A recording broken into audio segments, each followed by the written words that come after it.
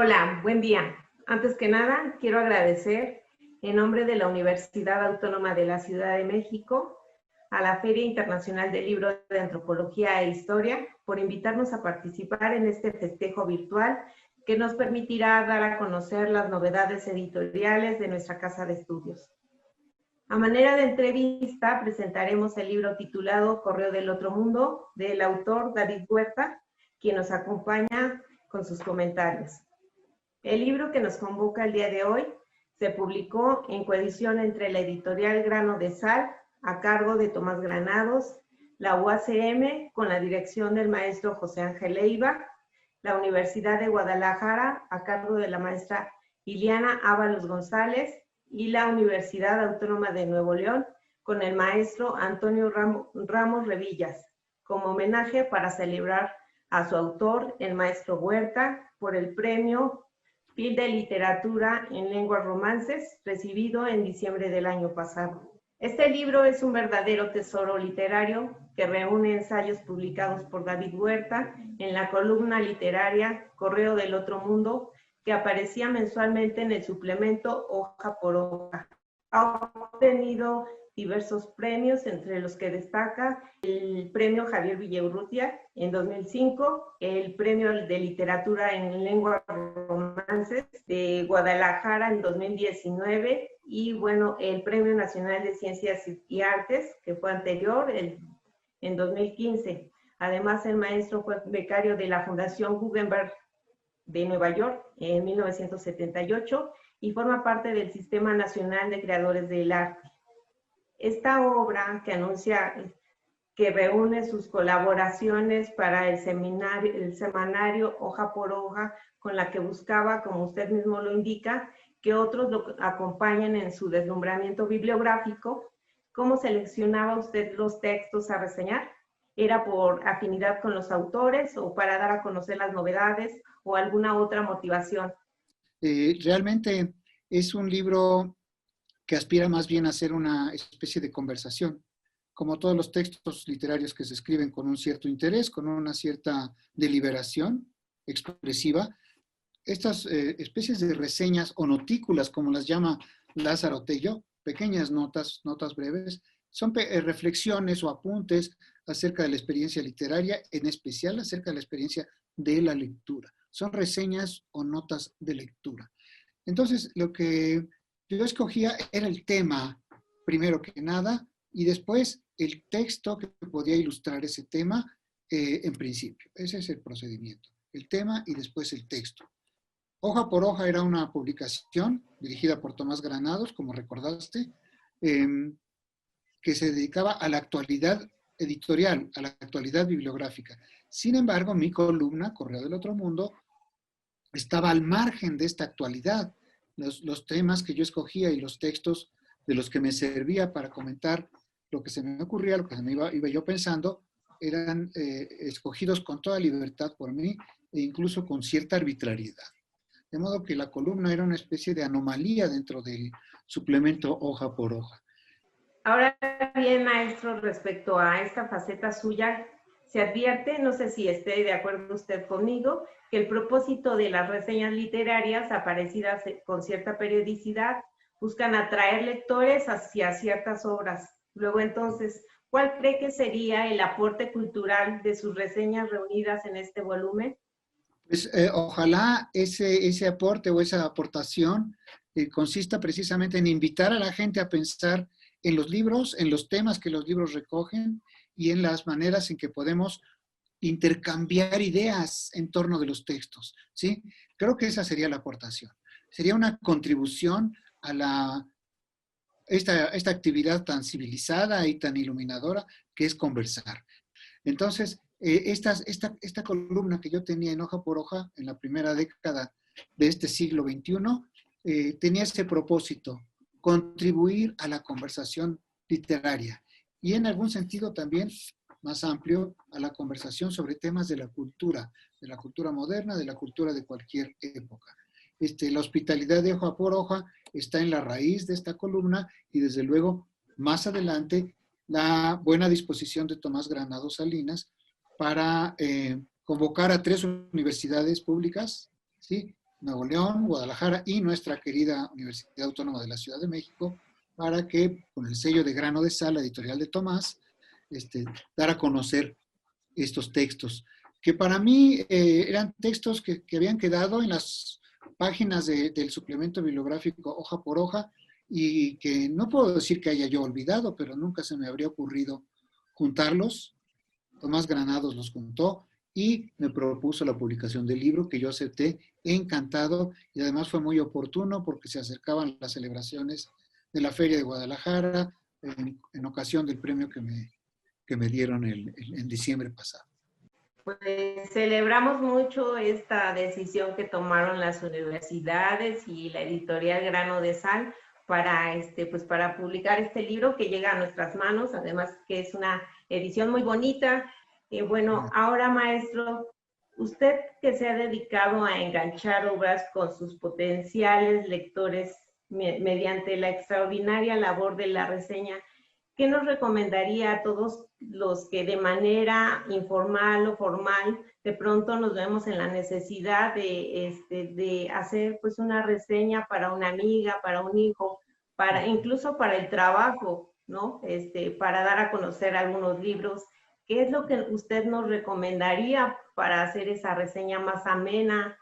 Bueno, hay que pensar primero que nada que de lo que se trata en una reseña o en un comentario literario es de hablar del texto literario. Hay que hablar del texto literario, no nada más de lo que se nos ocurre. De eso también podemos hablar, pero después. Mi recomendación consiste en algo muy sencillo, Beatriz. Es cuando uno comenta un texto, un libro, una novela, un libro de poemas, un ensayo, un texto de historia, debe tener ese texto a la vista siempre en la medida de lo posible. ¿Sí? Tenerlo abierto, cerca de los ojos, de la mirada lectora, para poder decir algo que tenga que ver con ese libro. ¿Sí?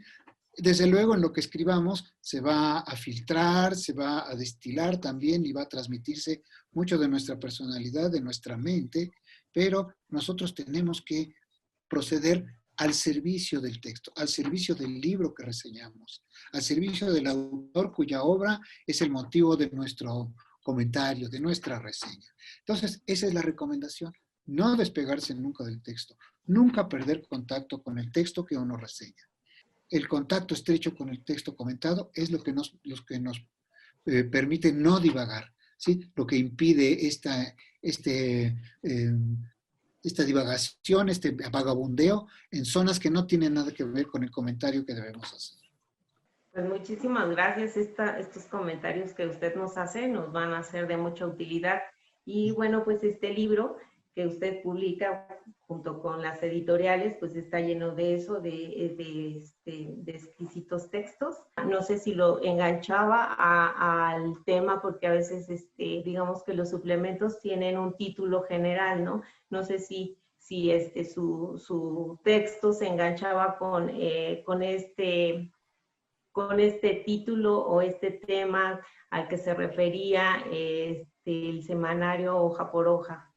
Bueno, como te decía, Tomás Granados Salinas fue muy hospitalario y me permitió hacer más o menos lo que yo quería. ¿Sí? Establecimos las dimensiones de los textos que yo iba a entregar, textos muy breves, de 2 cuartillas, y por otro lado me dejaba la libertad de escoger el tema y de abordarlo de la forma que me pareciera mejor y de invocar los textos que yo iba a comentar para que se enlazara la nota mía de mi columna Correo del Otro Mundo con el resto del suplemento, aunque no era una columna de actualidad. Todo lo demás del suplemento hoja por hoja se ocupaba de la actualidad de los libros, ¿sí? De la actualidad bibliográfica, de las apariciones recientes en las editoriales. Y bueno, lo mío no era precisamente una reseña, pero sí una reseña de libros, pero sí una reseña de mis preocupaciones en ese momento que yo podía ilustrar o acompañar con algunos textos. Desde luego, yo he hecho reseñas toda mi vida y siempre he tratado de proceder con el mayor respeto y la consideración por el texto que estoy reseñando, aunque no me guste, aunque esté en desacuerdo con él. ¿Sí? Se trata, creo yo, de presentar los datos necesarios para que la gente sepa de qué estamos hablando, de quién estamos hablando, de épocas, de contextos y después de la sustancia misma de los libros. pero hay muchas maneras de proceder. Siempre es saludable pensar en la posibilidad de inventarse uno su propio método de presentar el comentario, ¿sí? De presentar o ir desplegando los elementos de la reseña de acuerdo con lo que a uno le parece mejor. Pero hay que estar al servicio del texto, hay que no perder nunca contacto. Yo creo que ha sido una enorme satisfacción que Tomás Granados Salinas, digo entre paréntesis, digo muy deliberadamente sus dos apellidos para que entiendan ustedes por qué la editorial se llama Grano de Sal. ¿Sí? Tomás apellida Granados Salinas. De ahí se desprende el nombre de su editorial, Grano de Sal. Ya. De verdad, es muy bonito, es uno de Qué los interesante. nombres más bonitos de editoriales que hay en México, y es una editorial joven y muy, muy original, llena de pujanza, de energía, de la que le imprime Tomás a todo lo que hace, como editor, como hombre de libros, como hombre de conocimiento. Pues los dos, el maestro Granados y usted, amantes de la literatura y de las letras, pues un honor hablar con usted y también tener pues contacto con el maestro Granados.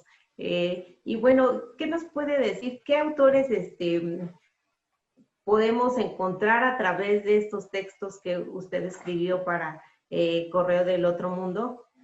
Bueno, el primer texto explica el título de la columna, ¿sí? Correo del Otro Mundo es un libro, que así se titulaba, de un escritor español pícaro, muy divertido, que se llamaba Diego Torres de Villarroel. ¿Sí? Él escribió ese libro que se llama Correo del Otro Mundo y escribió además una autobiografía enormemente divertida. Por desgracia, es un autor poco conocido y mi intención era hacerle un homenaje poniéndole así a mi columna. Y en la primera colaboración que hice para Hoja por Hoja, hablaba de Diego Torres de Villarroel, de Correo del Otro Mundo, de sus otros libros, su autobiografía y de su vida aventurera. Entonces, es un hombre muy admirable, un poco que actuaba a veces fuera de la ley, ¿sí? A veces estaba en el ámbito académico, fue profesor en Salamanca y tuvo una vida de lo más colorida y de lo más pintoresca. Tenía algo de mago, de alquimista, de vagabundo, de modo que su figura me resultó muy inspiradora para todo lo que siguió. Pero a lo largo de las notas de Correo del Otro Mundo hay textos comentados de Humberto Eco, de Juan Rulfo, de alguna de sus influencias, de Rulfo, de Oliver Sacks, de Iván Illich, una cantidad muy variada de autores de diferentes lenguas, épocas y culturas.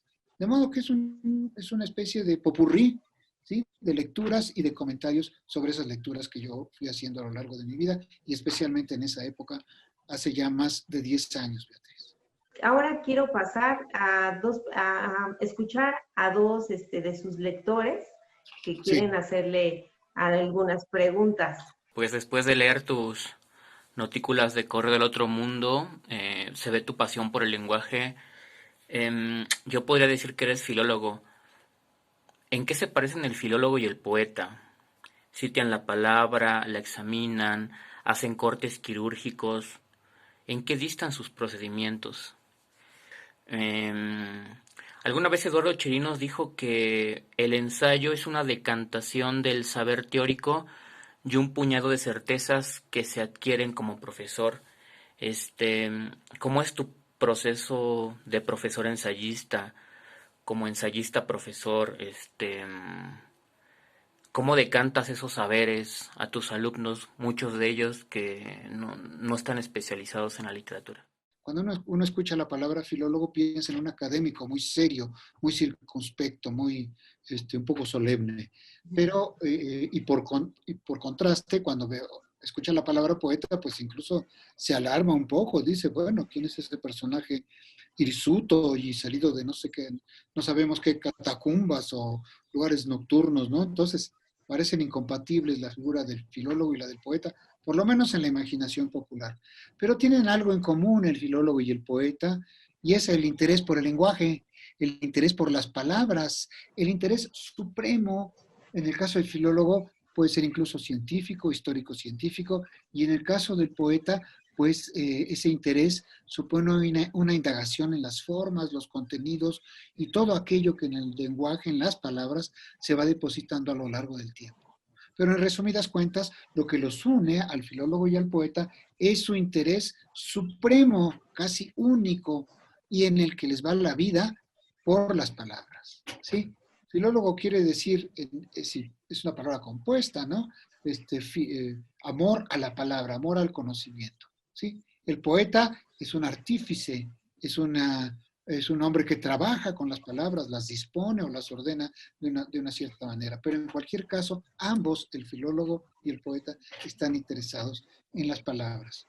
Y efectivamente es muy difícil para mí disociar mi actividad como lector que escribe y escribe acerca de lo que lee, de lo que enseño en las aulas y en los centros culturales de la Universidad Autónoma de la Ciudad de México.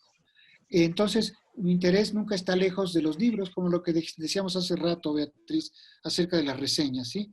En cada clase no me importa discurrir sobre lo que se me va viniendo a la cabeza. Me importa discurrir sobre los libros que leemos, ¿sí? Hace ya varios meses, en el plantel del Valle, de la UACM, tenemos un seminario sobre el Quijote y todo el tiempo estamos pegados al libro con las páginas de la gran novela de Cervantes abiertas ante nuestros ojos. Ese es nuestro material de trabajo. En el caso del seminario de análisis de textos que menciona Lázaro, pues estamos leyendo diversos textos y siempre los tenemos también abiertos ante nuestros ojos porque el ensayista, el profesor, es antes que nada, e incluso el colaborador de un suplemento como Hoja por Hoja, es antes que nada un lector. Hola, estimado David. Muchas felicidades por la publicación de Correo del Otro Mundo. Uno de los textos de tu libro que me interesó mucho es el que se titula Ayuda a Lectura. Si bien se diserta en él sobre los lentes, en el fondo hay una meditación sobre el acto de enseñar. La pregunta en este sentido y en el contexto de tu labor como seminarista es: ¿cómo se ayuda a ver? La segunda pregunta es: varios de los textos de tu libro los leí como si fueran poemas. ¿Qué es lo que separa a la sustancia del ensayo de la sustancia del poema? ¿O qué es lo que las une a ambas? Muchas gracias, un fuerte abrazo. Muy bien, Francisco Trejo se refiere a uno de los textos que más me gustó escribir, que es un elogio de los lentes, ¿sí? Un elogio de los lentes en el que yo cité un pasaje de una novela de Humberto Eco, donde habla de unos como lentejas de cristal de roca pulidas que llamaban mucho la atención de los monjes en la Edad Media, ¿sí? Esos cristales un poco toscos, con el paso de los siglos se iban a convertir en lentes como los que traigo aquí puestos. Sin los lentes yo estaría medio ciego. Entonces, la pregunta de Francisco es muy bonita, dice, ¿cómo enseñar a ver?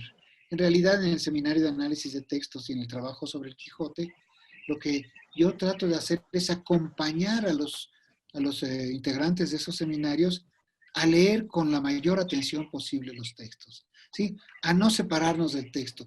Como te decía hace rato, ¿sí? Mi tema es ese, estar siempre cerca de los textos, ponernos al servicio de la gran obra de Miguel de Cervantes, o de Ovidio, o de Juan Rulfo, autor del que se trate, o de Luis de Góngora, o de Lope de Vega. Entonces, la labor del profesor tiene que ser contribuir a limpiar un poco la mirada de los alumnos. Vale la pena hacer el esfuerzo de que lean mejor, con mayor atención, que hagan una lectura más documentada y más precisa, histórica y nutrida por diversos saberes. Y bueno, dice Francisco que leyó mis textos como poemas, no aspiro a tanto, sino a escribir una prosa decorosa, pero creo que no puedo evitar la deformación profesional de que, puesto que soy poeta, algo de esa vocación mía y de esa continua práctica durante toda mi vida se haya filtrado, se haya trasminado a los textos de Correo del Otro Mundo. Me alegra sobremanera que a Francisco Trejo le haya gustado el libro y de verdad le agradezco a él y a Lázaro Tello su camaradería, su compañerismo, su amistad.